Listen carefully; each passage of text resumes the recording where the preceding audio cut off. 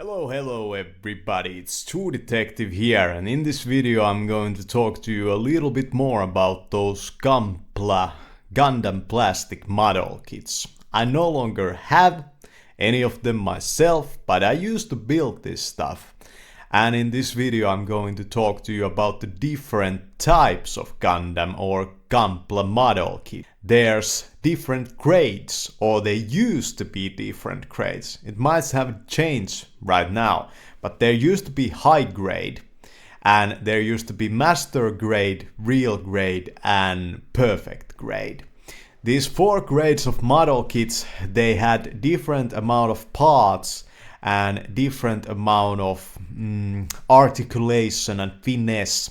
With RG kits, the GUNPLA models, you had an inner skeleton, and all the plates of that robot got attached to that inner skeleton. With AGs or the HGs, the high grades, they had ball joints in them, and they were pretty much more simple to build also. They had less parts and that sort of stuff. Both of these, the RG and the AG, they were 1/44 size. So that's 1/44th of a size of the real Gundam. And Gundams in the fictional world, they are about 20 meters tall. Some of them are about 17 meters tall, and some of them are even like 25 meters tall.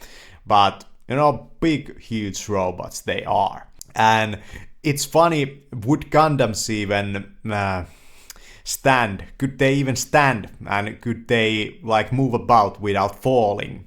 I don't know. Maybe they at some point can build these type of war machines. But I hope that they won't. Disastrous world to live in if Gundams were really real.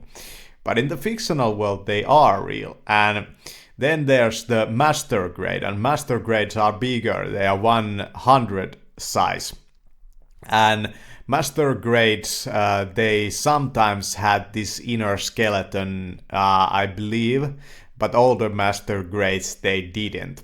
They were more elaborate, but at the same time, all the parts, they were bigger. So when you did panel lining on the master grades, it was easier to do with a Gundam marker.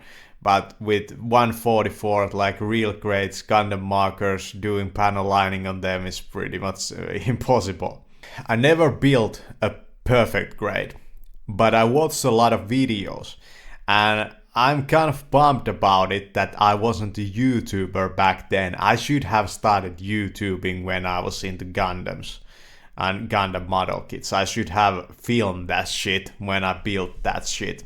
I should have, made a whole YouTube channel about it. There's a lot of YouTube channels where they build and they show you this GUNPLA stuff, so go ahead and check it out there. But if somebody wants to donate me a perfect grade, I would build it on camera and I would go through it and talk through it. For sure. So now let's get into the pricing of these things.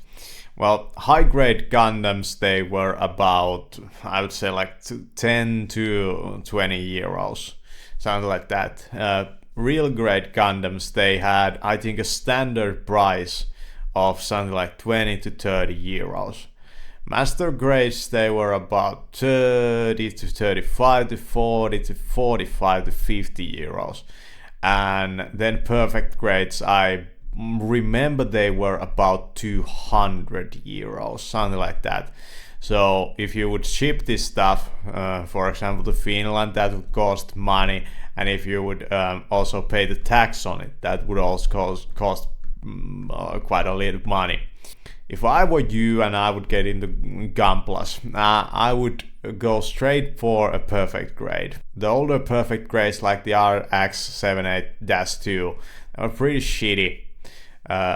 But when they got the Gundam Unicorn with the LEDs, at least the videos I watched of that, it was very sophisticated. I also remember watching back in the days a video of Bandai's manufacturing plant in Japan of the Gundams. It's high-tech stuff that they do there, and the 3D modeling that they put into this.